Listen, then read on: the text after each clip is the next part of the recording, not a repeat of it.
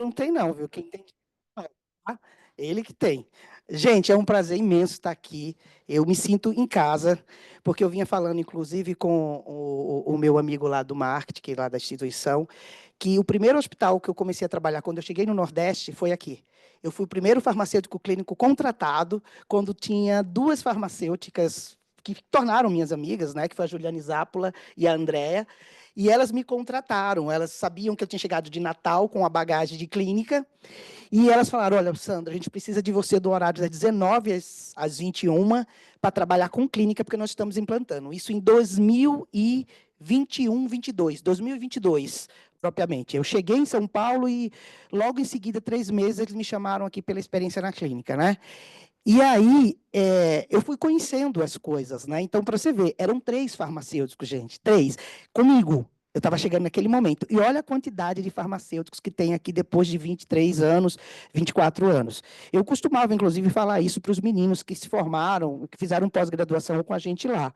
Então, assim, eu fico muito feliz em hoje entender que a farmácia clínica, para hospitais como o Hospital 9 de Julho, tem assim a motivação e tem também o merecimento dos farmacêuticos que estão atuando. A ideia é essa, é a gente tornar a farmácia clínica hospitalar uma referência em cada um dos hospitais, porque é assim que a gente vai ganhar mais estrelinhas douradas, mais estrelinhas aí pelos órgãos de acreditação. E aí a gente já continua formando pessoas ainda. Eu tenho aqui 2 alunos recentes, né, que já fizeram clínica, que nem o Gabriel, já fez clínica comigo, está fazendo oncologia, né, Gabriel? E a gente vai lembrando dos rostos, né? E isso é muito legal, ou seja, por um lado é bom, mas por outro lado a gente, puxa, como eu estou velho, né? Puxa, como eu estou. Tem gente aqui que eu trabalhei, que eu estava falando ali, que era técnico em farmácia, tinha acabado de terminar o técnico em farmácia, tá? Que foi a Edivânia.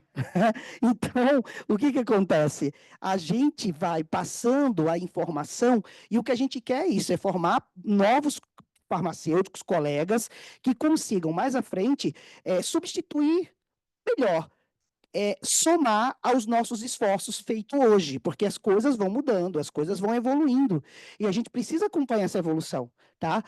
Bem, sou professor há 32 anos, tá? Porém, eu continuo aprendendo, tá? Continuo aprendendo. Basicamente, a minha área, quando eu comecei na Universidade Federal, lá no Rio Grande do Norte, eu queria só análises clínicas. Eu não queria outra coisa, eu queria ser farmacêutico para atuar na área de análises clínicas. Só que eu me encantei com a área da farmácia. Eu falei, bem, eu entrei para ser. Naquela época não tinha na Universidade Federal biomédicos. Né? A gente não tinha um curso de biomedicina. Então, quem eram as pessoas que lidavam com análises clínicas dentro do laboratório? Farmacêutico. Tá? Eu venho do Nordeste, isso ainda é cultural no Nordeste, uma grande parte dos profissionais que estão no laboratório são farmacêuticos, tá? Farmacêuticos, analistas clínicos. E eu, quando entrei, eu era técnico em patologia, então eu queria ir para a análise. Só que eu me encantei com a área do medicamento, por quê? Porque eu tive a honra e tive o prazer de conhecer a farmácia clínica pelos primeiros farmacêuticos clínicos do Brasil, porque, não sei se vocês sabem, Natal é o epicentro da farmácia clínica. Né? Foi onde aconteceu o primeiro curso de farmácia clínica. Os primeiros farmacêuticos clínicos surgiram em Natal, no Rio Grande do Norte, que é a minha cidade.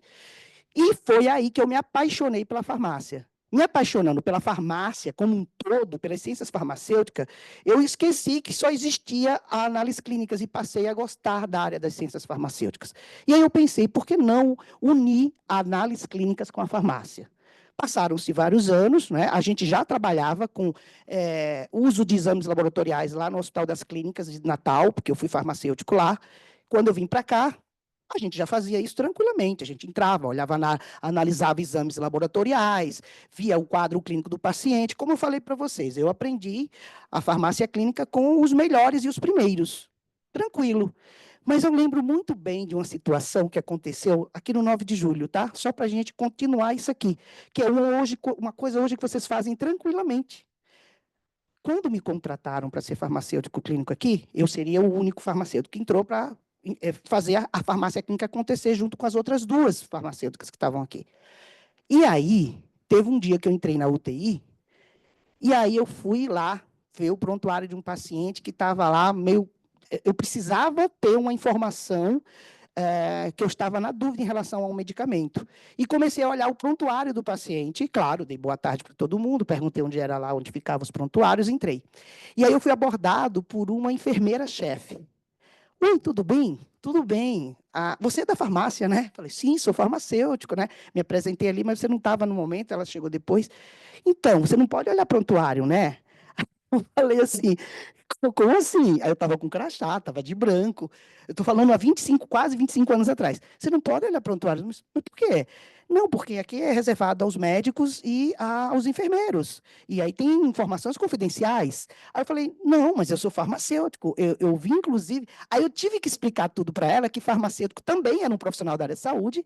Só que, óbvio, gente, ela não foi grossa comigo nem nada. Mas o que ela tinha em mente?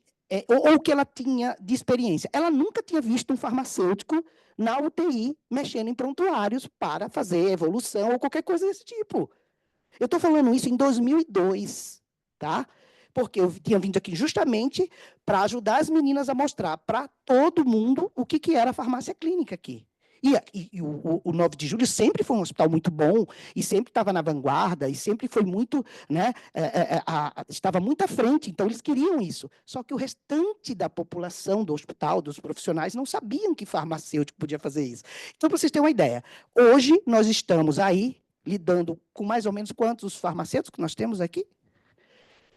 Tá? Ou seja, 10 vezes mais o número de farmacêuticos quando eu entrei, e todos vocês entram e saem de unidades de terapia intensiva, vocês entram e saem de hemodinâmica, de centro cirúrgico, olhando ou não olhando o prontuário, vocês fazem isso. Então, é isso. Eu espero que daqui para frente, mais uns 25, não quero dar mais 25, né? Mas, assim, pelos meus mais 5 anos, esse serviço, né, onde o farmacêutico presta de monitorar doenças e farmacoterapia a partir de exames laboratoriais esteja ainda mais forte, tá bom? Porque eu sou prova viva, então, dessa evolução, porque eu venho nessa evolução aí com vocês. E tudo melhorou. Então, para as pessoas que estão chegando hoje, acham que está ruim? É porque não está há 40 anos lá atrás, quando eu vivi, tá bom? Então, hoje as coisas estão bem melhor. Os exames laboratoriais, então, eles têm uma função muito importante para a sociedade, para a humanidade, tá? Eles são importantes para fornecer informações, para tomar decisões muito, mas muito importantes na vida de um paciente. Eu posso, a partir de um exame laboratorial, diagnosticar ou descobrir qualquer coisa, né, sobre o paciente em relação a doenças, monitorar doenças e a própria farmacoterapia ou outras terapias, porque não é só a farmacoterapia que é monitorada, eu posso monitorar a hemoterapia, eu posso monitorar dietoterapia, né? O nutricionista usa exames laboratoriais para monitorar o tratamento que eles fazem. Eu dou aula para nutricionistas sobre monitoramento com exames laboratoriais, tá?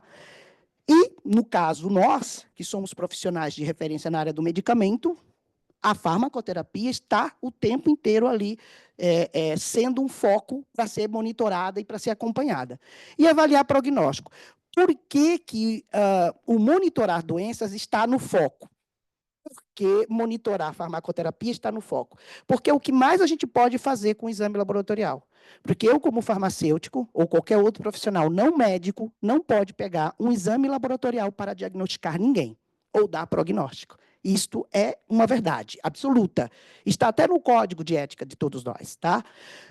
Mesmo que a gente não consiga diagnosticar, eu posso usar um exame laboratorial, né, que está ali mostrando uma condição muito ruim do paciente, e aí, de repente, você descobre que ele ainda não foi diagnosticado, mas eu posso encaminhar. Se eu consigo entender o que está ali e a gravidade que está ali, eu também salvo o paciente. Tá? Mas eu não preciso diagnosticar. Isso não é, assim, eu entender de interpretação não é uma prerrogativa para a minha atuação de diagnóstico, porque eu não tenho como diagnosticar. Uma vez diagnosticado, sim, o paciente eu posso monitorar, porque ele já foi diagnosticado, e principalmente se ele estiver tomando medicamentos. Então, vamos lá, o paciente está na UTI, está usando vancomicina. Né? Vancomicina é um glicopeptídeo, né? Antibiótico, glicopeptídeo, tem um mecanismo de ação bem claro na barreira celular bacteriana, na parede celular bacteriana, só que a vancomicina ela só é usada para quê? Para bactérias gram-positivas multiresistentes. Também não adianta você dar vancomicina para bactérias gram-negativas. Ela só é usada para gram-positivas multiresistentes. O fato é que é uma bactéria, que é um antibiótico, que a gente muitas vezes é introduzido, né, no esquema terapêutico para resolver o que outros não resolveram, em se tratando de estafilococos resistentes ou outras bactérias gram-positivas. Mas a gente sabe que a vancomicina é extremamente nefrotóxica. E qual que é a atuação do farmacêutico no monitoramento de um paciente que já foi diagnosticado que ele tem uma sepse e que ele precisa tomar vancomicina? Sem ninguém mandar, eu tenho que monitorar ureia e creatinina desse paciente. Principalmente a creatinina, que avalia a taxa de filtração glomerular. É a partir da creatinina que eu consigo fazer aqueles cálculos todos, Cogroff-Gault, né, MDMR, né, aquelas calculadoras loucas lá que tem, que são importantes. Se eu não tiver a dosagem de creatinina do dia, eu não consigo aplicar nessas calculadoras. Então, só aí de cara, eu tenho uma importância fundamental de ter um exame laboratorial na mão para testar isso, para mim poder fazer o quê? Um ajuste de dose, que seja, né? Porque eu quero fazer um ajuste de dose. Então, eu tenho que ter o exame laboratorial. Eu estou dando apenas um exemplo, a gente vai ver um pouco mais disso, tá bom? Avaliar prognóstico seria assim, esse paciente, você pega o resultado do exame e aí você começa a ver que o paciente ele não está evoluindo com algum tratamento. Então, o exame laboratorial, ele consegue dizer para nós se esse paciente ele está piorando ou ele está melhorando, e eu posso dizer, esse exame aqui não é de bom prognóstico. Então, se eu pegar, por exemplo, um paciente que toda hemocultura venha a mesma bactéria já usou vários antibióticos, essa hemocultura ela não está trazendo um bom prognóstico para o caso, porque eu não estou conseguindo combater aquela situação, né, nesse paciente crítico. Perfeito. Isso fora o quadro clínico, né, que vai se agravando. A gente vai falar já de quadro clínico. Farmacêutico clínico, que usa exame laboratorial para poder fazer a interpretação se o medicamento está funcionando, ele também precisa usar a semiologia. O que é a semiologia? Reconhecimento de sinais e sintomas tem que ser feito em conjunto. Sandra, mas você acabou de dizer que a gente não pode dar diagnóstico, como é que a gente vai estar olhando sinais e sintomas? Eu não estou falando que a gente vai fazer análise de sinais e sintomas para dar diagnóstico. A gente vai fazer análise de sinais e sintomas para saber se o medicamento está funcionando ou não. É esse o grande problema que está acontecendo hoje no país com a Resolução 5 de 2025 de prescrição, quando se fala semiologia. Ninguém falou do Conselho Federal de Farmácia que a gente vai dar, né, diagnóstico olhando semiologia. Falou de semiologia, o médico... Hoje tem semiologia para o nutricionista, para o enfermeiro, mas cada um vai usar a sua semiologia, que é o reconhecimento de sinais e sintomas, para onde mais é devido à sua profissão. Como me falem, que eu vou conseguir diferenciar uma reação adversa a um medicamento que está dentro do nosso escopo profissional, né? Isso é um problema relacionado a medicamento, não é? Reação adversa? Está dentro do nosso escopo. Como é que eu vou diferenciar num paciente doente o que é reação adversa do medicamento e o que é a doença se eu não reconheço sinais e sintomas? É o primeiro ponto-chave em que indique que um farmacêutico clínico tem que conhecer a clínica, tem que conhecer sinais e sintomas, porque é a partir disso que você vai entender, opa, pera lá, o paciente está usando o vanco, não chegou o resultado dele ainda, da ureia, mas olha lá, o pessoal da enfermagem está indicando que a diurese dele diminuiu imensamente nas 24 horas. O paciente começou a ficar demasiado. Opa! Ele não estava demasiado antes, ele não tinha oligúria, diminuição no volume urinário antes, e, no entanto, ele está tendo agora, depois de um medicamento nefrotóxico. Você vai pensar nisso. Eu preciso associar o medicamento, depois associar qual é o evento semiológico que ele está apresentando, e depois fechar com o exame laboratorial. Está aqui, ó, creatinina dele foi de 0,9, que era muito normal, e agora está 2,5. Ele está começando a apresentar alguns efeitos da ação nefrotóxica do medicamento. Então, eu não estou fazendo diagnóstico, gente. Isso não é diagnóstico. O paciente já está diagnosticado. E isso pode ser um diagnóstico de reação adversa. Inclusive, para quem trabalha em farmacovigilância, tem que ser muito bom também em semiologia. Tá? Então, vamos lá. Aqui, nós vamos, então, para essa resolução do CFF, do Conselho Federal de Farmácia, e é muito importante a gente saber disso. O próprio Conselho Federal de Farmácia, em agosto de 2013, já tem 2 anos, ele regulamenta as atribuições clínicas do farmacêutico e dá outras providências. E aí, justamente nessa resolução, no artigo 7, parágrafo 12, ele fala que todo farmacêutico tem competência para, né, enxergar exame laboratorial e acompanhar os pacientes na sua farmacoterapia. Em nenhum momento essa resolução fala que a gente vai pegar exame laboratorial e fazer diagnóstico. Isso é muito claro isso, tá bom? Perfeito. Muito bem. Embora a gente já fazia essa interpretação antes, inclusive lá em Natal, essa resolução só saiu em 2013, tá? Do Conselho Federal de Farmácia. Depois disso veio outras resoluções, mas era essa daqui, que ainda é válida, que fala sobre um monte de atribuições do farmacêutico na área clínica. E eu sugiro que quem não conhece, vá lá no Google e entre nessa resolução 585 do Conselho Federal de Farmácia e veja tudo que o Conselho Federal de Farmácia, que é o órgão máximo de representação em âmbito nacional do farmacêutico, o que eles autorizam, o que eles reconhecem que nós podemos fazer, tá bom? Beleza, vamos lá. O que pode ser monitorado na farmacoterapia usando o exame, tá? Então, eu deixei diagnóstico de lado e deixei aqui o prognóstico também de lado. E foquei no monitoramento, tá? Que é o que eu falei para vocês que mais tem peso na nossa área da clínica. E aí, no monitoramento, entra algumas situações que eu posso fazer o monitoramento, tá? Efetividade terapêutica. O que é efetividade terapêutica? É quando o medicamento está funcionando ou não está funcionando?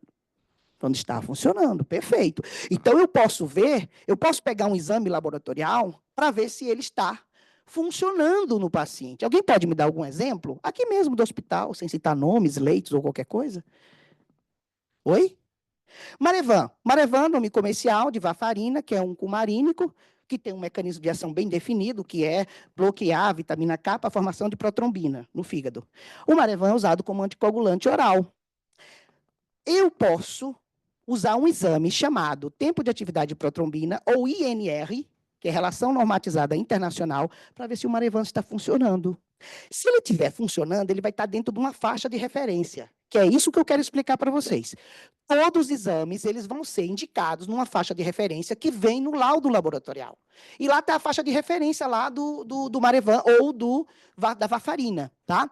Está escrito lá, em pacientes, no geral, o que a gente mais utiliza é entre 2 a 3, tá? Quando o paciente começa a ser anticoagulado com ele, 24 horas depois, a gente já reconhece esse valor de referência, de 2 a 3.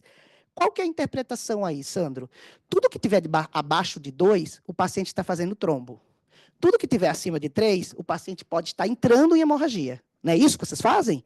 Então, na hora em que você vê um paciente tomando Marevan, pode ser aí, internado, pode ser no ambulatório, não sei se tem farmacêuticos aqui no ambulatório, pacientes depois de hospitalização.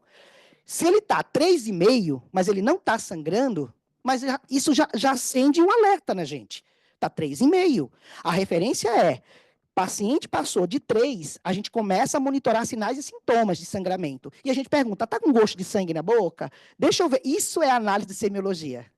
Deixa eu ver seus braços, seu José, Dona Maria, seja o que for. A gente não pode fazer semiologia para diagnóstico, mas a gente pode fazer semiologia para buscar sinais e sintomas que se referem a uma reação adversa, que nesse caso pode ser grave, porque o paciente pode sangrar em casa, né? E ele está lá no ambulatório. Ou não, ele está aí deitado, ele está no leito. E você vai, olha, doutor, recebemos aqui, né, um INR num paciente que está subindo progressivamente, né? Ele saiu da faixa dos 3, onde estaria normal, e ele já está no 4. Mas não está sangrando. Tem uma intervenção farmacêutica que você tem que fazer, e você já está fazendo isso. E aí, quando você está fazendo essa intervenção, o que você sugere para o médico? Diminuição da dose. Vamos diminuir a dose, né, doutor? Algumas vezes, dependendo do paciente, o que tem que ser feito? Tem que ser feita a retirada do medicamento e continua monitorando. Eu estou usando o exemplo que você deu. Eu podia usar qualquer um, mas você me deu esse, tá? Então, para cada coisa que você vê no exame laboratorial, você tem uma atitude, uma intervenção para fazer. Mas, Sandro, e se o paciente tivesse com 3,5 ou 4 e já tivesse sangrando? Pelo protocolo, é obrigatório você tirar, tem que ser colocado lá, sugiro, recomendo a retirada imediata do anticoagulante oral e a reversão, né, do processo hemorrágico. Isso é uma intervenção farmacêutica baseada numa evidência, num indicador que não dá para fechar os olhos a ele. Aí, você junta ele isso aí que você está dizendo, a situação que você viu na semiologia. Às vezes o paciente ele não tinha problema nenhum de hematúria, mas a enfermagem já está relatando hematúria pelo catéter vesical. Vocês têm muitos pacientes com catéteres. Vai para a UTI, tem muitos pacientes lá que está todo cateterizado, né? Ele está todo cheio de tubo, e você consegue ver. Então, quer dizer, se tem hematúria agora, está usando anticoagulante, e você tem um INR que está 3,8, gente, ele está fazendo sangramento por conta da anticoagulação. Então, você está amparado por duas coisas, pelo exame laboratorial e pela semiologia. Você, o médico, ele só não vai tirar se ele não quiser, porque aí você não pode obrigá-lo. Mas você fez a sua parte. E o exame te ajudou a mostrar para o médico que não é só pelo resultado do exame. Principalmente assim, gente, suspeite sempre que vai existir reação adversa de um medicamento quando o paciente começa a apresentar essas reações, esses sinais e sintomas, depois que ele usou o medicamento. Né? É sempre comum. É reação adversa que eu quero analisar? Opa! Então, horas ou dias passados depois que você vai começar a ver esses sinais e sintomas e os exames vão começar a dar alterado. Isso aí pode configurar realmente o que você está suspeitando, que pode ser uma reação adversa. Então, a efetividade seria o quê? Seria o paciente estar entre 2 e 3. E aí eu estou tranquilo. Estou de boa na lagoa, né? Eu estou lá vendo o paciente varfarinizado e está usando isso, né? Direitinho. Inefetividade é quando não está funcionando. Muitas vezes essa inefetividade, ou seja, não funcionar, não significa que o paciente está bem. Às vezes não funciona e ele está piorando, porque, vamos supor, o INR, pegando ainda o seu exemplo, se esse paciente ele entrou numa UTI e está com Covid. Não, vamos pensar em Covid. Vamos lá. Ele está com Covid. E ele evoluiu para um quadro de tromboembolismo pulmonar. É comum isso num paciente grave de Covid? Sim, claro.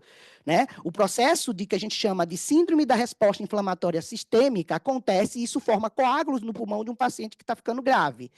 Qual é o esquema que o médico vai usar? Heparinização. Tá? Perfeito. Ele está fazendo muito coágulo, vamos usar heparina. Mas, Sandro, por que não a varfarina? Porque o esquema de heparinização é muito mais eficiente para esse paciente, para reverter o quadro. Só que o exame muda. Eu não vou mais olhar TAP. Eu vou olhar o quê? TTPA. E aí vocês precisam saber por que o TTPA foi mudado. Foi porque o doutor deu a louca? Não, agora eu quero usar esse outro. Não. TTPA é tempo de tromboplastina parcial ativada. E por que tempo de tromboplastina parcial ativada é da heparina e não é da varfarina? Né? Isso tem uma explicação. E sabe onde é que está a explicação?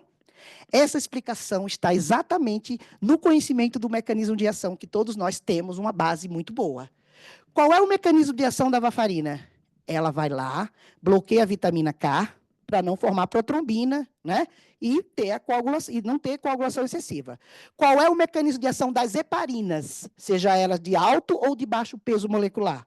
As heparinas, elas agem na trombina, elas não agem na vitamina K nem no fator protrombina. Então, não adianta eu fazer a protrombina, porque o medicamento heparina, embora ela não haja na cascata de coagulação no mesmo fator, porque são 13 fatores de coagulação, tá? Eu posso mexer num deles e não ter coagulação, tá? A varfarina mexe no fator 10, fator 2, que é a protrombina. Mas já a heparina não, é na trombina. Então, qual é o exame que avalia a trombina? TTPA. Mas se eu fizer o TAP, tá certo? Não. Eu posso até fazer, mas eu não estou indo direto naquele fator de coagulação que a heparina ela bloqueia. Ah, Sandro, então, nesse caso, eu olho o TTPA e vou fazer o monitoramento da heparina a partir daí? Sim. Tanto que o médico, quando vê um TTPA alto, o que ele faz? Vamos diminuir a quantidade de heparina da bomba de infusão. Por quê? O paciente está prestes a fazer hemorragia. Tá? Quando ele vê ele baixo demais, está prestes a fazer trombo ou vai fazer trombo e não foi efetiva aquela dose. Está na inefetividade. Vamos aumentar um pouco a dose da heparina nesse paciente. Então, você perceba que, realmente, os exames laboratoriais, eles são decisivos na tomada de decisão, na tomada de atitudes. Então, a conduta é, interna o paciente ou libera o paciente para casa? Faz a cirurgia ou põe ele na UTI? Troca o medicamento ou deixa o medicamento e coloca mais um? Tudo isso o exame laboratorial traz. E, olha, todas essas situações cabe a presença do farmacêutico, tá bom? Principalmente as que trabalham com a farmacoterapia. Então, vamos lá. Aqui, ó, fala de toxicidade de órgãos, tem toxicidade para vários órgãos, né? Eu já citei a vancomicina, mas a gente tem medicamentos que vai para o fígado, são neurotóxicos, sistema nervoso central, cardiotóxico, nossa, muitos medicamentos cardiotóxicos, tá? Reações adversas outras, interação medicamentosa e ajuste de dose. Pera lá, Sandro, não entendi porque você está citando tudo isso. Dentro da farmácia, eu posso pegar o exame laboratorial e acompanhar um paciente nisso tudo. Então, tudo isso que é trabalho do farmacêutico, eu consigo fazer olhando para o exame laboratorial e tendo certeza que eu estou no caminho certo, porque é um indicador que mostra marcadores biológicos que está dentro de você. E só há erro aí quando o laboratório ele erra o laudo. Que isso hoje está cada vez mais difícil, porque a gente está levando muito a sério essa questão do laudo, né? Mesmo assim, você ainda desconfia. Vamos pensar. Pego, como farmacêutico clínico, eu pego lá um laudo de INR que está 4,5, 5. Mas o paciente não está sangrando. Pô, é 4,5, 5 e o paciente não está sangrando. Esse laudo tem alguma coisa que está errado. Aí vai olhar lá no laboratório e, às vezes, a pessoa colheu num tubo errado. Porque o tubo tem tudo a ver com os exames. Por exemplo, eu só consigo colher para dar o resultado certo do TTPA e de qualquer coisa do coagulograma se for no tubo azul, de tampa azul celeste, que é com citrato de sódio. Se chegar esse tubo lá e o farmacêutico, o biomédico, o biólogo aceitar, ele também está aceitando errar. Ele vai errar, o resultado vai sair errado. Então, eu não estou dizendo que o laboratório não tem uma parcela, tem uma grande parcela de responsabilidade em liberar esses laudos para que as decisões sejam o quê? Corretas. Se você desconfiar pelo resultado do exame e baseado na clínica que não tem nada a ver, tudo bem, você manda fazer de novo. E se você acreditar no que está no laudo? As atitudes vão ser diferentes e aí você vai tomar a conduta que não deveria ter tomado aquela conduta, tá certo? Vamos lá, gente. Então, vamos lá. Quanto tempo mais eu tenho? Certo, perfeito. Agora a gente vai correr. Estima-se que mais de 70% das condutas terapêuticas são baseadas em exames laboratoriais, isso eu já falei para vocês, né? Ou seja, eu preciso de um exame laboratorial para dispensar o paciente para ir para casa, ou ele vai ser internado, ou ele vai para UTI, enfim, tá? E esses exames, eles precisam ser mais fidedigno possível, o mais fidedigno possível, para que a gente possa, né, justamente... Opa, apertei algum lugar aqui. Ih, deu ruim. Tá vendo? Coisa muito chique, não estou acostumado, gente. Ah, voltou, tá? Então, tá aqui, ó, atenção em saúde, tá? O farmacêutico aqui utilizando esses laudos para a gente poder trabalhar. Bem, melhor com o paciente, né? Vamos lá. É para cá. Também não está funcionando, gente. Eu fiz alguma coisa. Me ajuda, Maicon. O professor pode ser bom de laudo, mas de tecnologia, às vezes, a gente apanha, viu? Tá. Passa só mais um slide aí enquanto você resolve, no teclado mesmo, se der. Pronto. Como a interpretação de exames laboratoriais pode auxiliar o farmacêutico em suas atribuições? Tem sim. Pode passar mais um, por favor? Tá? A gente precisa... Deu certo agora? Obrigado, Michael, desculpa. A gente pode, primeiramente, a gente tem que entender a clínica. Quanto mais a gente entender a clínica, mais a gente consegue interpretar exame laboratorial. Por exemplo, se eu tivesse me dado essa aula aqui, bem assim, entender a clínica, vamos lá, entender a clínica observar sinais e sintomas do paciente, ver a história clínica, a história familiar, história epidemiológica, tá bom? É tudo isso.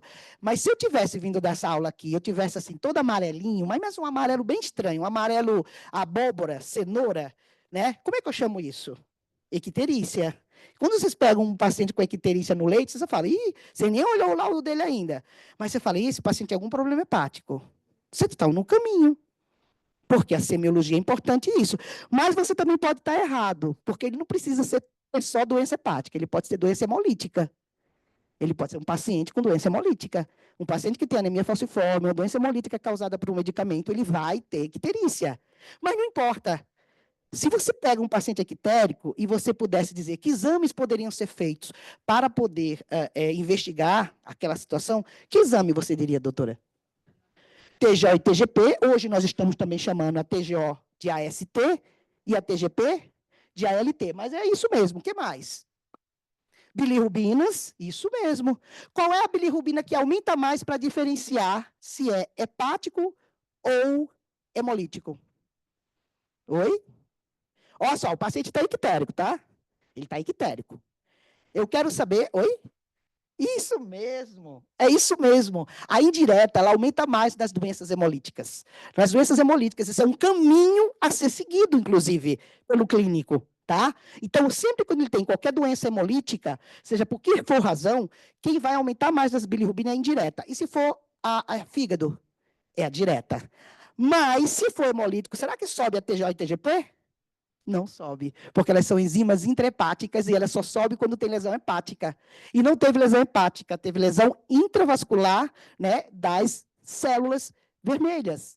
Então, TGO e TGP não sobem, né? Elas não sobem em pacientes, a não ser que ele tenha duplamente doença hepática e doença hemolítica. Então, veja bem quantas respostas os exames laboratoriais podem ajudar vocês a até confirmar o que vocês estão imaginando. Pensando. Então, vamos lá, gente. Farmacêutico clínico, ele não necessariamente precisa somente tratar da parte do medicamento. Ele precisa entender o todo para poder dizer assim, doutor, esse medicamento a gente vai precisar ajustar a dose. Mas, para você dizer isso, veio todo um histórico lá atrás que você levantou da doença do paciente, do que quem é o paciente. Né? A gente tem que entender na farmácia clínica, o importante não é somente a doença, mas o doente. Porque eu, que trabalho em oncologia também, eu não vou dar um trastuzumab. Vocês conhecem trastuzumab? Trastuzumab é um medicamento anticorpo monoclonal que dá em pacientes, né, em alguns pacientes oncológicos que são que têm câncer de mama ou câncer gástrico, que são eleitos para poder usar. Mas eu não vou dar um trastuzumab para um paciente que tem insuficiência cardíaca grau 2, só se eu quiser que ele morra. Então, se em algum momento algum médico prescrever um medicamento que você sabe que ele é cardiotóxico, a primeira coisa que você vai alertar, doutor, vamos fazer uns exames aí, né? Um BNP, uma troponina. Por quê? Porque eu preciso saber da situação desse paciente. Eu quero acreditar que esse médico vai pedir isso. Ele vai pedir isso, porque ele sabe disso. Mas aí resta a gente saber por que ele está pedindo tudo isso. E isso cai direto no que a gente faz, porque o trastuzumab é cardiotóxico. Então, ele está pedindo essas enzimas, não, essas proteínas cardíacas, para ver a situação de como ele está no coração. Tudo bem? Perfeito, porque eu quero que o cara fique bom do câncer de mama, mas eu não quero mandar ele, né, pro buraco. Olha, ele melhorou do câncer de mama, está ótimo, mas amanhã é a missa de 7º dia dele, porque ele morreu da insuficiência cardíaca que a gente piorou. A gente não pode cobrir um santo e descobrir outro. O que é uma farmacoterapia racional? É justamente tentar o mínimo impacto possível, né, no corpo do indivíduo, melhorando o aspecto de saúde. Então, a gente tem que fazer isso. É o nosso dever como farmacêutico. E o exame ajuda a gente a fazer isso, monitorando aqui a partir dos exames. Vamos lá? Os exames laboratoriais é importante para monitorar resultados da farmacoterapia.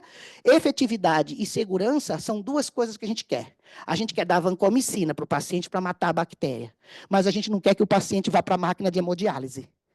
A vancomicina matando a bactéria é a efetividade. A segurança, ou a falta dela, foi o fato de eu não ter visto e não ter monitorado o quê? A função renal desse cara. E o que é bom de exame laboratorial? A coisa que mais me fascina em exame laboratorial é que ele mostra para você uma condição que muitas vezes, clinicamente, você nem apresenta ainda. Veja o caso dos pacientes que eu trabalho, que são pacientes HIV positivo.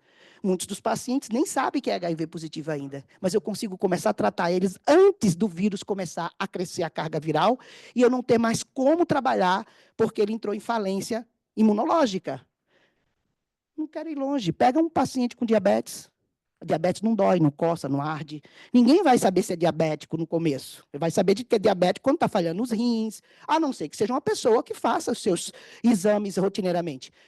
Diabetes só vem dar sinal depois de 200, em jejum, 250. Tá? E eu posso, a partir de exames laboratoriais, entender qual é o momento da dietoterapia e da farmacoterapia. Bom? Vamos lá. Ó, aqui é um caso clínico só para provocar, bem rápido. Paciente hepatopata foi hospitalizado, apresentando um quadro grave de icterícia e ascite. O mesmo faz uso de medicamentos, fitomenadiona e albumina, para o controle de episódios hemorrágicos devido à hipoprotrombinemia.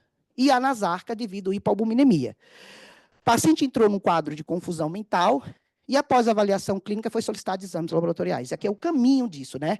O caminho que esse médico percorreu, né? Ele pediu o exame, tá? Aí você tem a fase pré-analítica, antes do exame, ele vai ter a fase analítica, que é a confecção do exame, e a fase pós-analítica, que é o que nós estamos trabalhando aqui agora, que é a interpretação do laudo, que vai ser visto por esse médico e que também pode ser visto pelo farmacêutico clínico e que eles podem conversar, tá? A respeito disso. Veja, a primeira questão que vocês têm que trabalhar no exame laboratorial é: será que eu entendo o que esse caso clínico está falando? Porque esse paciente podia estar hoje internado aqui no Hospital 9 de Julho. Lembrar que nós somos profissionais da área de saúde e que termo técnico é uma coisa que a gente tem a obrigação de saber. Então, se você não sabe, a gente tem que andar com um dicionáriozinho para a gente entender o que ele está falando. Então, tudo que o paciente está apresentando aí, tá, é resultado de complicações da gravidade que ele tem da hepatopatia. Pode ser até, eu não disse que hepatopatia é, mas pode ser uma cirrose, pode ser um adenocarcinoma, não sei. Mas a complicação levou ele a tudo isso. Ó. Baixou a albumina, baixou a protrombina, ele está com hemorragia porque a protrombina não existe, ou está muito pouco. Então, eu tenho que entender, eu tenho que degustar esse caso aqui como se eu estivesse no leito tentando entender o que o paciente tem. A partir daqui, será que vocês conseguiriam me dizer alguns exames laboratoriais que provavelmente esse médico vai sugerir? Amônia, com certeza, por conta da confusão mental, né? E isso é muito importante, porque o fígado, quando para, ele deixa de fazer o ciclo da ureia, né? O que mais? Só amônia? A ureia, para a gente poder entender se tem uma ligação ureia e creatinina, esse inchaço que o paciente tem, já tem inchaço? Ah, porque está ali o nome, gente. A nasarca é edema generalizado. Eu preciso entender o que é a nasarca. O povo de enfermagem conhece. O fisioterapeuta conhece. Por que eu não posso conhecer? Nós temos que aprender mais de linguagem clínica. E para saber laboratório, a gente tem que saber mais de linguagem clínica. Então, a nasarca, a gente só precisa saber de uma coisa. Eu vou fazer ureia e creatinina para excluir ou incluir a parte dos rins. Porque nem sempre uma nasarca é por conta da função renal que está reduzida. Né? Eu posso ter um paciente com insuficiência cardíaca, depois, lá na frente, os rins podem ser afetados. Mas pode ser que agora a ureia e a creatina dele não esteja. Então, a gente vai colocar a ureia e creatinina por conta da nasarca, mas eu não sei se, de fato, os rins estão afetados. Tá? Mas também tem que ter o que aqui? TGO, TGP, bilirrubina. Será que um hemograma é legal? Por quê? Porque ele está sangrando. E se ele está sangrando, a relação HB e HT, o que é HB? Hemoglobina, é HT. Hematócrito, que é o número de hemácias. Pode ser que esteja tão ruim que esse paciente está entrando num choque hipovolêmico. Ele vai chocar. Não sei qual é o grau da hemorragia, então, vamos lá ver a hemoglobina dele. Então, provavelmente, esse médico vai pedir também isso. Então, olha só como é importante a gente entender o que está falando no caso clínico para a gente entender que exames podem ser utilizados, tá? Aqui são algumas etapas importantes a ser consideradas. Eu vou deixar isso para vocês lerem direitinho, porque os slides vai ser disponibilizado para todos vocês, já falei para o Michael, tá bom? Existem etapas. Se você quiser considerar o exame laboratorial no teu trabalho, existem etapas a cumprir, que começa lá em cima e termina aqui embaixo, tá bom? De uma forma bem resumida isso. Aqui é a triangulação que eu faço. Quanto mais você entender do perfil farmacológico, ou seja, quem é seu medicamento, o que ele faz e o que ele pode causar de reação adversa, quem é o exame laboratorial, e se você unir isso a sinais e sintomas, você consegue fazer um acompanhamento legal, tá bom? E aí, cada caso é um caso, tá bom? Eu trabalho muito com pacientes que usam antirretrovirais, no Emílio Ribas, né? E eu estou o tempo todo olhando isso aqui nesses pacientes, ó, contagem de linfócito TCD4, estou vendo carga viral, sabe por quê? Porque eles tomam até 4 medicamentos para a infecção do HIV. E se eles não tiverem tomando o medicamento, não tiver adesão, o que vai estar acontecendo com a carga viral? Vai estar aumentando ou vai estar descendo? O que vai estar acontecendo com o CD4? Vai diminuindo. Quanto mais carga viral aumenta, mais vírus, menos células. Se ele tiver tudo bem, a carga viral vai dar indetectável e o CD4 vai estar alto. E isto, para mim, é muito importante. Porque na hora que isso inverte, sabe o que começa a acontecer?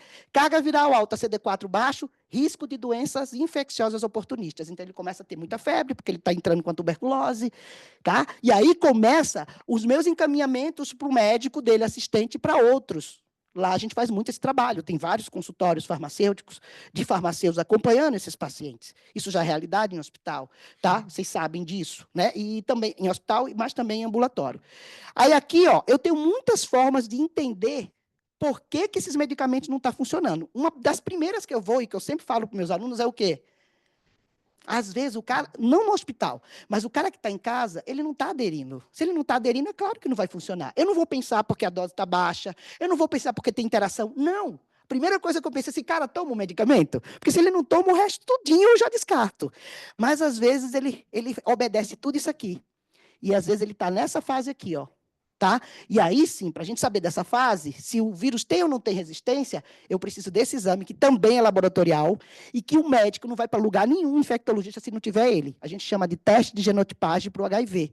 É tipo um exame de cultura com antibiograma, que a gente olha o vírus, vê as resistências e vê que medicamentos o paciente pode usar. Tá vendo? Tem vários medicamentos aqui, só que isso aqui não é dado por microbiologia, é dado por biologia molecular, laudo de biologia molecular. Então, o médico jamais vai trocar o medicamento que o paciente está por esse aqui, ó, atazanavir. Alto nível de resistência. Não adianta ele passar isso. Né? Então, ele meio que configura, né, esses exames de genotipagem, só que por biologia molecular, como que está a situação do paciente, tá bom? E aí, quais os medicamentos que ele vai usar. Se ele tiver realmente com carga viral subindo, CD4 descendo e os medicamentos não estão funcionando. Pode ser que seja resistência do vírus, tá? Então, são casos particulares. Cada caso é diferente, mas uma coisa fica na cabeça da gente. O exame ajuda a gente a elucidar um monte de coisa e a mudar de conduta, tá bom? Como monitorar, uso de marcadores, isso aqui também vai ficar para vocês, vários marcadores que eu estou colocando aqui, tá bom? E o que pode acontecer, quando é que ele está normalizado, quando não está, vou deixar isso aqui para vocês. Tem coisa que não é de urgência, tem coisas que não é de paciente crítico, tá? Que era basicamente o foco. Aqui também toxicidade de órgãos, ó. Drogas hepatotóxicas, drogas nefrotóxicas usam muito aminoglicosídeo, como a micacina, que é um medicamento super barato, super tranquilo, barato.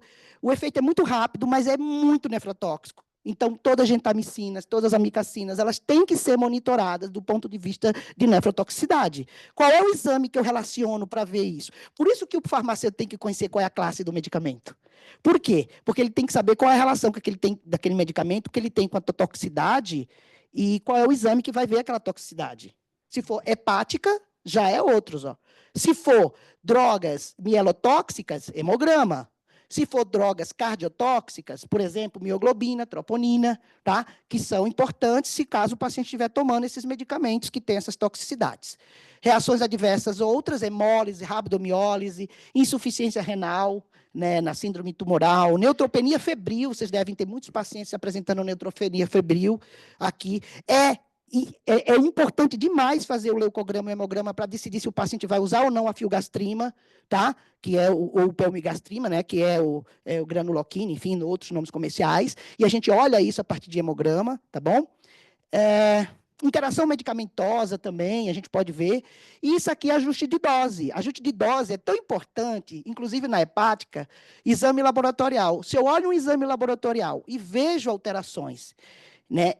Nestes exames, bilirrubina, INR, eu posso fazer ajuste de dose. Né? Então, vamos supor que o paciente vai tomar uma ciclofosfamida, que é um imunossupressor usado muito no câncer, transplante.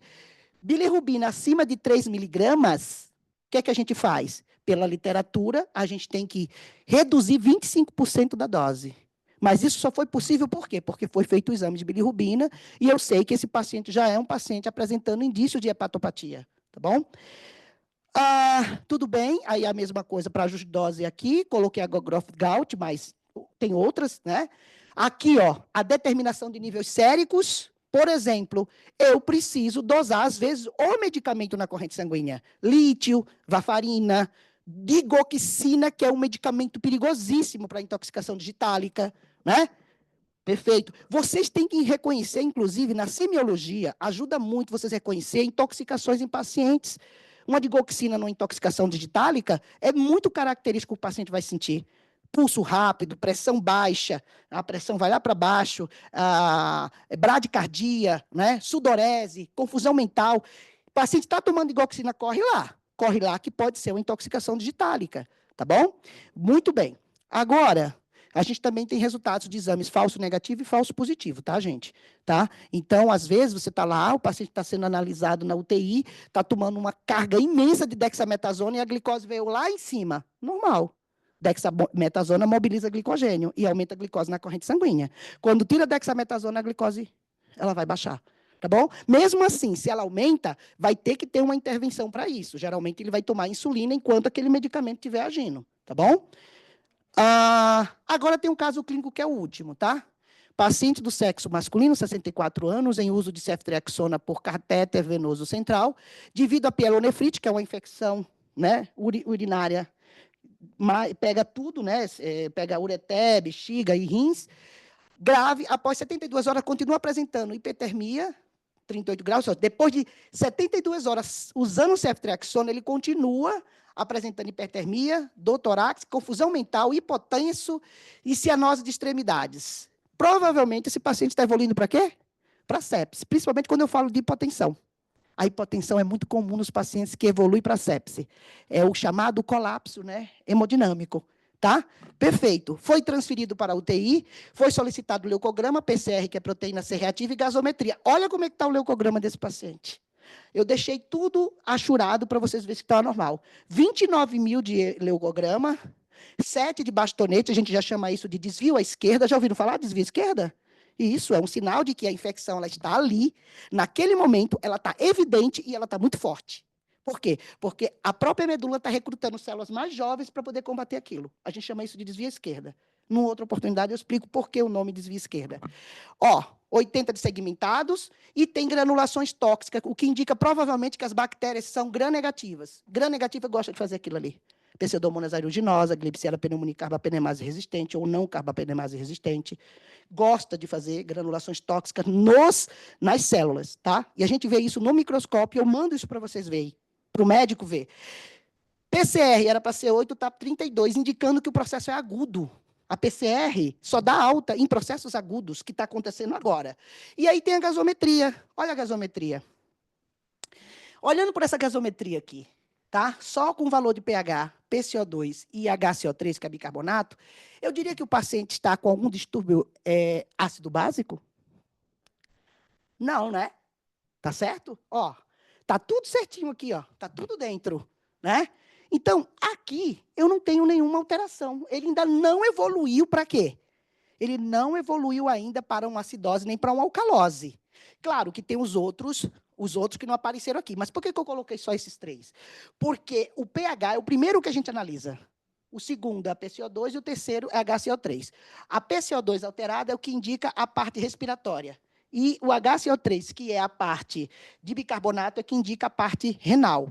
Porque o nosso equilíbrio ácido básico vem da função desses 2 aparelhos, aparelho respiratório e aparelho renal. Então, ali está normal. Mas se eu tivesse aqui com 7,2, e aqui tivesse 40, e aqui eu tivesse com 17, alguém poderia dizer? Vamos lá em cima, começa pelo pH. 7,2, ele estaria em acidose ou alcalose? Sempre abaixo de 7 é ácido, e sempre acima de 7,45 é básico, alcalino. Então, logo pelo pH, eu sei que ele está com acidose. Como a PCO2 está entre 35 e 45, não tem nada a ver com o respiratório, mas ele está com bicarbonato de 17. Sempre que eu mexo com bicarbonato, eu estou mexendo com a parte metabólica. Então, é uma acidose Isso. Para começar, tem mais coisa, tá? Tem mais coisa. Aqui tem um curso de gasometria para a gente dizer quando ele está compensado, quando ele não está compensado. Tem, tá bom? Mas isso foi uma das coisas que o Michael até sinalizou, né? E que é meio difícil a gente falar direto da gasometria, que eu estava falando para ele, sem que vocês entendam a real importância dos exames laboratoriais. E eu precisava trazer esse componente bem geral para que vocês entendam que isso é muito importante, tá? Aí aqui está mostrando, um gráfico aqui, que mostra quando eles estão elevados, o que pode indicar, tá bom? Nesse caso aqui, esse paciente está normal, a gasometria dele ainda está normal, mas numa sepsemia, qual é a tendência maior para ele fazer? Ele vai fazer, geralmente, acidose metabólica. Sabe por quê? Porque na sepsemia, você tem uma diminuição de O2, você tem um gasto maior de ATP, e esse ATP, às vezes, é conseguido por o que a gente chama de oxigenação anaeróbica. Falta oxigênio, né? Hipóxia, e aí o paciente começa a fazer muito ácido láctico. E o ácido láctico faz o quê com o pH? Cai o pH. Então, sepsemias causa muito isso. E, assim, se a gente for realmente estudar gasometria, é importante assim, saber quem é a doença e por que ela levou a gasometria daquele jeito. Porque, para cada doença, você tem um mecanismo fisiopatológico diferente. Tá? Por exemplo, medicamento, será que ele dá distúrbio ácido básico? Dá. Então, se você der furosemida demais para um paciente, porque ele está precisando perder água, ele perde água para caramba, mas ele perde mais o quê? Furosemida. Sódio e muito o quê? Potássio. Perda de potássio muito rápido dá alcalose metabólica. Então, você corrige uma coisa, mas tem que corrigir outra, porque se ele tomar muita furosemida, ele pode ter alcalose e eu tenho que ficar olhando gasometria. É por isso que pacientes em UTI, toda vida que o eletrólito está muito descompensado, ele está fazendo gasometria, e vice-versa, tá bom? Bem, só para perguntar aqui rapidinho, quais as principais alterações laboratoriais, com base no resultado do leucograma e frente ao quadro clínico apresentado no paciente, explica a postura do farmacêutico, deve ter, nesse caso, qual a importância do PCR, que exames podem ser usados para melhor elucidar o quadro e tratar adequadamente a infecção, e por que esse paciente, se ele tivesse, por exemplo, uma acidose metabólica, ele irá olhar bicarbonato, e por quê? Bem, eu vou deixar isso aqui para vocês vão fazer isso, e eu vou mandar um gabarito para ele, tá? E aí vocês fazem a hora que você quiser, depois vocês vão olhar o gabarito, quais seriam as respostas de vocês, tá bom? Porque realmente não dá para a gente tratar tudo isso hoje. Aqui tem mais alguma coisa de gasometria, que é justamente o que eu expliquei. A gente pode fazer gasometria arterial e venosa. A arterial é melhor, porque ela dá fidedignamente todos os parâmetros, né? A venosa, ela só entra na gasometria quando o paciente está tomando bicarbonato. Ó, o paciente está tomando bicarbonato porque ele está com acidose, não é isso? Bicarbonato não é alcalino? Uso para acidose. Se eu quero monitorar o bicarbonato para saber se ele está chegando na faixa, eu posso colher no sangue venoso. Por quê? Porque os valores de bicarbonato em sangue venoso e arterial é o mesmo. Eu não preciso colher sangue arterial. Mas se eu quero um diagnóstico geral do paciente, não dá para ser sangue venoso, tá? Perfeito? Então, para quem não sabia que tinha gasometria venosa, tem, tá bom? Mas somente para a gente parametrizar ou acompanhar o bicarbonato. A interpretação deve ser contextual, ou seja, a gente deve ver exame, perfil do medicamento, toxicológico e farmacológico, e deve também ver o quadro clínico para a gente ter uma boa interpretação. Aqui são dois livros que eu recomendo a vocês. Eu posso até mandar para o Michael esse aqui, que eu tenho ele em PDF. É 10ª edição, ele já está na 12ª, mas ele é legal, tem em PDF. E gosto muito dessa frase do Carl Jung: conheça todas as teorias, domine todas as técnicas, mas, ao tocar uma alma humana, seja apenas outra alma humana. Isso fala muito de humanização, né? Muito legal isso. Essa aqui é a nossa sócia fundadora, né, do IPESP, a professora Nilva, e ela pediu para me dizer para vocês a seguinte coisa: todos os custos estão liberados, de graça, 100%. Mentira. Nós estamos fazendo 25% é ótimo, 25 anos de existência, e desses 25 eu tenho mais da metade no IPESP, né? E aí entrei como professor, depois fui para coordenador, agora sou diretor técnico científico, trabalho com justamente essa parte de jornadas e tal. E venho aqui também dizer para vocês que o IPESP está de porta aberta para vocês, é aqui na Antônia de Queiroz, bem aqui, né, do ladinho aqui. E nós temos vários cursos, né, da área de saúde, inclusive, vocês sabem, muitos estão aqui, foram alunos meus, farmácia clínica, a gente está inovando, nós estamos montando agora o consultório de farmácia clínica, um consultório farmacêutico, para acompanhamento, agora vai dar certo, porque lá atrás não deu por conta da pandemia, nós temos um espaço hoje muito bom, diferente lá daquele lá da Franca, que era bom, mas era muito pequeno, hoje é um prédio grande, 10 andares, aqui com a Antônia de Queiroz. E quem tiver interessado, tá, em conhecer mais, por favor, o Michael, eu vou pedir para ele pegar o nome de vocês, e-mail de vocês, para passar para mim, e o nosso setor vai falar com vocês. O curso de farmácia e oncologia, que ele está fazendo, agora a gente fez um convênio com o ICESP, nós vamos ter estágios de 20 horas, né, lá, de manipulação, tá? Assim, tem muitos cursos por aí de oncologia, mas não tem estágio, o pessoal sai, não sabe nem o que é a capela de manipulação, e a gente já está fechando isso, quem está fechando o contrato sou eu, e isso já está incluído na inscrição e nas matrículas, tá bom? Inclusive, os meninos aqui vão fazer esse estágio, né, antes de terminar, vão passar por lá, tá bom? Bem, gente, o mais eu quero agradecer, passei muito tempo, né, cara? Desculpa, viu? Muito, muito, muito mesmo. Ó, eu quero agradecer o convite, Maicon, tá? Sempre que precisar, pode chamar. Me coloco à disposição de vocês, o meu e-mail, tá? Tá aqui. Se vocês quiserem também me chamar, tem o de cima, mas o de baixo também funciona, tá? O meu telefone também está aqui, o WhatsApp, tá? Atendo, tô igual delivery 24 horas. Eu atendo aluno, não, Luiz? Atendo aluno de 3 horas da manhã, estou atendendo. Estou acordado, não durmo. Ainda mantenho essa mania. Eu vou dormir 2h30, acordo 6h30, durmo 4 horas, tá bom. Pessoal, obrigado e tenham muito sucesso com a carreira que vocês escolheram, tá bom? Estudem. Ó, Ronaldo. Orgulho, ele foi aluno meu, cara. Esse cara aqui foi aluno meu. Ó, eu ia direto do noturno e o Sandro Verdade, não deixava eu verdade. dormir na sala. Não deixava. Ele, às vezes, colocava a mochila aqui na frente, porque a mochila dava meio que um anteparo, sabe? Mas eu chegava lá assim, e então? Aí, mas era difícil mesmo, ele vinha, né? Vinha aquela outra Eu menina, tinha um prazo. Catarina, lembra aquela amiga? Catarina, Catarina também, né? Mariana. Isso, o Rafael também, mas o Rafael não dava plantão nessa época, não. Era à tarde, você trabalhava junto com o Alessandro, né? O Alessandro Menegoni, né? Lembro do nome de tudinho. Professor, infelizmente nós não teremos tempo para perguntas, mas com certeza Gente, você vai desculpa. voltar. Desculpa, A perdão. gente vai voltar com uma aula mais completa aí para o Tá. pessoal. Pronto, perfeito, Então, perfeito. fica à vontade. O WhatsApp também, ele falou que fica acordado. Sim, sim, sim. Tá certo, Tá. Laura. Tá certo. Gente, muito obrigado.